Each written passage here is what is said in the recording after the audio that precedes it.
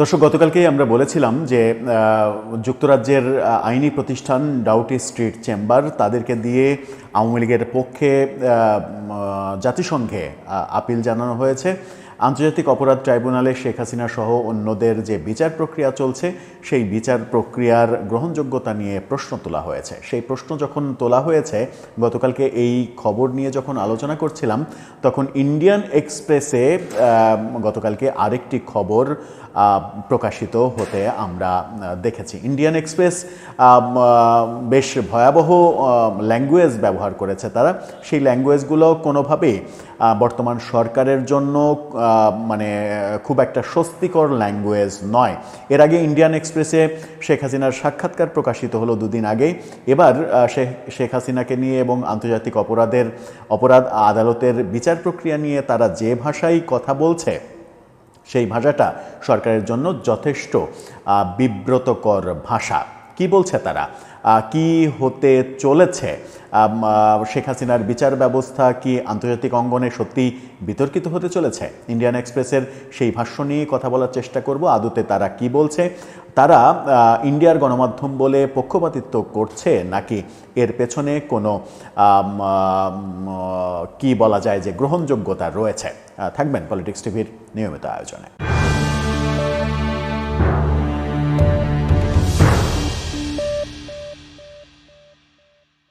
দর্শক, বলছিলাম ইন্ডিয়ান এক্সপ্রেসের কথা। ইন্ডিয়ান এক্সপ্রেস যে খবরটা দিচ্ছে সেই খবরের শিরোনামটা দেখলে আপনারা বুঝতে পারবেন যে ব্যাপারটা সরকারের জন্য, বাংলাদেশের সরকারের জন্য এবং পুরো বিচার প্রক্রিয়ার জন্য কতটা বিব্রতকর হতে চলেছে। তারা বলছে, তাদের শিরোনামটা দেখলেই বুঝতে পারবেন, বলছে Sheikh Hasina facing mock trial aimed at death sentence, alliance warn ahead of tribunal verdict. এই যে শিরোনাম, সেই শিরোনামের যদি বাংলা করা যায়, সেই বাংলাটা বেশ মানে ভয়াবহ বাংলায় দাঁড়ায়। আপনারা নিশ্চয়ই বুঝে ফেলেছেন। বাংলাটা এরকম দাঁড়ায় যে শেখ হাসিনার বিরুদ্ধে মৃত্যুদণ্ডের উদ্দেশ্যে ভুয়া বিচার চলছে। ট্রাইব্যুনালের রায়ের আগে মিত্রদের সতর্কবার্তা, মিত্রদের সতর্কবার্তা মানে শেখ হাসিনার মিত্রদের সতর্কবার্তা, এরকমটা তারা বলার চেষ্টা করছে এবং আওয়ামী লীগের বিভিন্ন রেফারেন্স দিয়ে তারা এই ব্যাপারগুলো তুলে আনার চেষ্টা করেছে। সেখানে তারা বলছে, বিচারপতি মোহাম্মদ গোলাম মর্তজা মজুমদারের সভাপতিত্বে গঠিত ট্রাইব্যুনাল 2024 সালের জুলাই আগস্ট ছাত্র আন্দোলনের সাথে যুক্ত মানবতাবিরোধী অপরাধের অভিযোগে হাসিনা এবং তার আরও 2 জনকে অভিযুক্ত করে মামলার শুনানি সম্পন্ন করেছে। এই যে নয়াদিল্লি থেকে যে রিপোর্ট, সেই রিপোর্টে বলা হয়েছে বাংলাদেশের আন্তর্জাতিক অপরাধ ট্রাইব্যুনাল আইসিটির প্রাক্তন প্রধানমন্ত্রী শেখ হাসিনার চলমান বিচারকে অবৈধ ইউনূসের নেতৃত্বাধীন অন্তর্বর্তী সরকারের রাজনৈতিক উদ্দেশ্য প্রণোদিত প্রচেষ্টা বলে নিন্দা জানিয়েছেন শেখ হাসিনার মিত্ররা। ট্রাইব্যুনাল যখন রায় ঘোষণার তারিখ ঘোষণার প্রস্তুতি নিচ্ছে, তখন শেখ হাসিনাকে মৃত্যুদণ্ড দেওয়ার লক্ষ্যে একটি ভুয়া বিচার পরিচালনার চেষ্টা করছে, এমন অভিযোগ করা হচ্ছে শেখ হাসিনার মিত্রদের কাছ থেকে, মিত্রদের তরফ থেকে। বিচারপতি মোহাম্মদ গোলাম মর্তজা মজুমদারের সভাপতিত্বে গঠিত ট্রাইব্যুনাল জুলাই আগস্টের প্রেক্ষাপটে তৈরি হয়েছে, সেই কথা তারা বলছে। হাসিনার ঘনিষ্ঠ সূত্রের মতে বঙ্গবন্ধু শেখ মুজিবুর রহমানের কন্যার বিরুদ্ধে রাজনৈতিক প্রতিহিংসা চরিতার্থ করার জন্য আইসিটি অবৈধভাবে পুনঃপ্রবর্তিত হয়েছে। বিচারিক কার্যক্রমের আড়ালে তারা শেখ হাসিনাকে মৃত্যুদণ্ড দেওয়ার পরিকল্পনা করছে। তাকে এবং তার দল বাংলাদেশ আওয়ামী লীগকে বাংলাদেশের রাজনৈতিক দৃশ্যপট থেকে নির্মূল করার গোপন উদ্দেশ্য নিয়ে এটা পরিচালিত হচ্ছে, এরকম একটা আওয়ামী লীগের সূত্র অভিযোগ করছে ইন্ডিয়ান এক্সপ্রেসের কাছে। সূত্রটি অভিযোগ করেছে যে বাংলাদেশের গণতন্ত্রপ্রেমী জনগণ বিশ্বাস করে যে দেশ জুড়ে চলমান গণসন্ত্রাসবাদের সাথে ইউনূসের চরমপন্থী গোষ্ঠীর নির্দেশে বিচারিক সন্ত্রাসবাদ এবং বিচারের নামে উপহাসের ঘটনাও ঘটছে। মারাত্মক, প্রথমেই বলেছি যে মারাত্মক সব শব্দ ব্যবহার করেছে ইন্ডিয়ান এক্সপ্রেস। হাসিনার মিত্ররা দাবি করছেন যে সরকারি চাকরিতে কোটা ব্যবস্থা সংস্কারের দাবিতে শুরু হওয়া ছাত্র আন্দোলনকে স্বার্থান্বেষী গোষ্ঠীগুলো ছিনতাই করে নিয়েছিল। অর্থাৎ কোটা আন্দোলনের যে ব্যাপারটা, সেটা আন্দোলনটা ছিনতাই হয়েছিল, সেরকম অভিযোগ করা হচ্ছে। যারা বিশৃঙ্খলা সৃষ্টি করতে চেয়েছিল, যখন সুপ্রিম কোর্ট 2018 সালের কোটা বাতিলের সিদ্ধান্ত পুনর্বহাল করে, তখন বিষয়টির সমাধান হয়ে যায়। অর্থাৎ আদালতের আদেশে সেই আদেশটা আমরা শেখ হাসিনার এই সময়ে বিচার চলাকালীন সময়ে আদালত আবার পুনর্বিবেচনা করেছে, সেরকম ব্যাপারটাও তারা তুলে আনছে এবং সেই প্রেক্ষাপটে বলছে যে ব্যাপারটা যখন সুরাহা হয়ে যাওয়ার কথা তখন ব্যাপারটাকে আন্দোলনটাকে ছিনতাই করে শেখ হাসিনা পতনের দিকে নিয়ে যায় এবং এটা একটা পরিকল্পিত চক্রান্ত, এটা তারা দাবি করছে।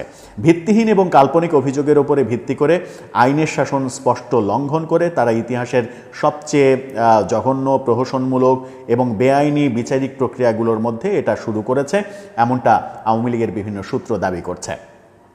পুরো প্রক্রিয়াটি ন্যায় বিচারের প্রতি উপহাস, একটি সূত্র জানিয়েছে। প্রসিকিউটর গাজী এম.এইচ তামিম বলেছেন, যুক্তি এবং প্রমাণ বিবেচনা করে রায় প্রদান করা হবে ট্রাইব্যুনালের দায়িত্ব।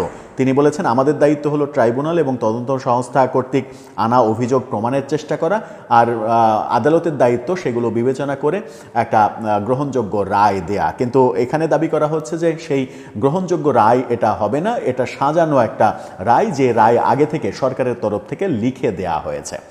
হাসিনার সহযোগীদের মতে প্রাক্তন প্রধানমন্ত্রীর বিরুদ্ধে ৬০০টিরও বেশি বানোয়াট মামলা দায়ের করা হয়েছে। সূত্র বলছে, ইউনূস সরকারের নির্দেশে আইসিটি ট্রাইব্যুনাল সাবেক প্রধানমন্ত্রী শেখ হাসিনাকে মৃত্যুদণ্ড দেওয়ার লক্ষ্যে একটি ভুয়া বিচার পরিচালনার জন্য প্রয়োজনীয় সকল কৌশল সম্পন্ন করেছে। অর্থাৎ এই বিচার প্রক্রিয়াকে তারা ভুয়া বিচার বলছে। এই বিচারে শেখ হাসিনা নিযুক্ত কোনো আইনজীবীকে তার প্রতিনিধিত্ব করার অনুমতি দেওয়া হয়নি। শেখ হাসিনা বা অন্যান্য আওয়ামী লীগ নেতাদের পক্ষে কোনো আইনজীবীকে উপস্থিত হতে দেয়া হয়নি। এই যে ব্যাপারগুলো ইন্ডিয়ান এক্সপ্রেসে যে ভাষায় ব্যাপারগুলোকে বর্ণনা করা হয়েছে এবং যে ভাষায় এখানে উপস্থাপন করা হচ্ছে, সেই ভাষাটা বর্তমানে অন্তর্বর্তীকালীন সরকারের জন্য খুবই বিব্রতকর ভাষা এবং আন্তর্জাতিক অপরাধ ট্রাইব্যুনাল যেখানে শেখ হাসিনার বিচার কার্যক্রম চলছে, শেখ হাসিনা সহ তার নেতাদের, সেই আদালতের জন্য এটা খুবই বিব্রতকর একটা ব্যাপার। এখন বিষয় হচ্ছে যে ইন্ডিয়ান গণমাধ্যম বলে একটা ব্যাপার তো থাকেই, যে ইন্ডিয়ান গণমাধ্যম এরকম ল্যাঙ্গুয়েজ তারা ব্যবহার করবে, এটাই স্বাভাবিক।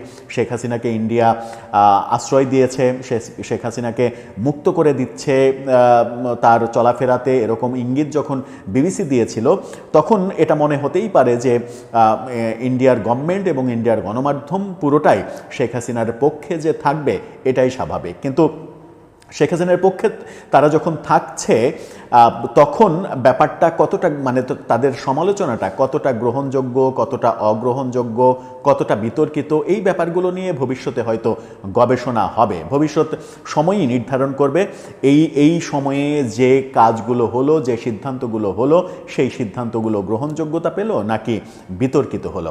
আন্তর্জাতিক অঙ্গনের ব্যাপারে সরকারের নিশ্চয়ই কনসার্ন থাকা উচিত, কারণ বিচার ব্যবস্থা নিয়ে যদি আন্তর্জাতিক পর্যায় থেকে মানে গ্রহণযোগ্যতার ব্যাপার তৈরি না হয়, যেটা আমরা দেখেছি যে ডাউটি স্ট্রিট চেম্বার যুক্তরাজ্যের গতকালকেই তারা শেখ হাসিনার পক্ষে যে জাতিসংঘে আবেদন করেছে, আপিল করেছে এই বিচারের বিরুদ্ধে, সেই ব্যাপারটা তারা তাদের ওয়েবসাইটে যখন জানিয়েছে তখন সব মহল থেকেই মনে হচ্ছে যে শেখ হাসিনার যে লবিং ফার্ম, লবিস্ট, তারা বেশ অ্যাক্টিভ হয়ে মানে সোচ্চার হয়েছে এবং সেই প্রেক্ষাপটে যখন আমরা দেখছি যে 13ই নভেম্বর তার বিচারের রায় ঘোষণা হবে, এদিকে বাংলাদেশে সেই দিনটাকে আওয়ামী লীগ আবার লকডাউন ঘোষণা করেছে। সেইটাকে কেন্দ্র করে বিশৃঙ্খল পরিস্থিতি তৈরি হবে, সেই ব্যাপারে স্বরাষ্ট্র মন্ত্রণালয়ের এক ধরনের প্রস্তুতি রয়েছে।